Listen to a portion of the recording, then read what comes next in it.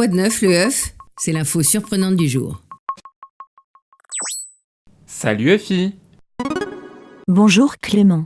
Dis-moi Effie, c'est le week-end du 11 novembre, on va bien sûr commémorer le centenaire de l'armistice. Il y a quoi d'autre dans l'actualité ce week-end? D'accord, et à part la Ligue 1 de football? Non Clément, il ne s'agit pas de sport. Ah bon? Le samedi 10 novembre, les femmes marocaines sont invitées à siffler dans les rues. Tu peux m'en dire un peu plus? L'objectif est de lutter contre le harcèlement de rue, en prenant les passants à témoin. Concrètement, quand un homme fait ça, les femmes pourront faire cela.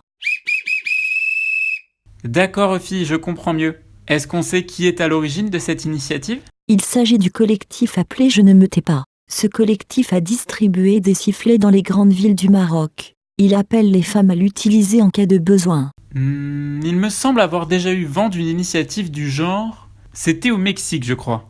Exactement Clément. En 2016, une Mexicaine avait obtenu que la ville de Mexico distribue des sifflets aux femmes pour alerter en cas d'agression dans le métro. 15 000 sifflets avaient été distribués. Revenons au Maroc. Comment réagissent les femmes à ce mouvement? Sur Twitter, la mobilisation a déjà commencé via le hashtag Je ne me tais pas. Oui, le hashtag Je ne me tais pas, on en avait déjà parlé.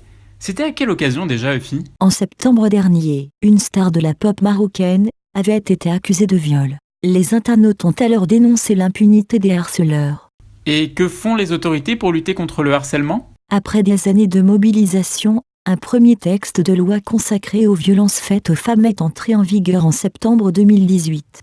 Le harcèlement sexuel dans les lieux publics est désormais puni par la loi au Maroc. Une première avancée positive, Effie. Oui, mais le texte est largement insuffisant selon les associations. Le viol conjugal n'est toujours pas illégal. Les relations sexuelles hors mariage, elles, le sont toujours. À bientôt sur le HuffPost.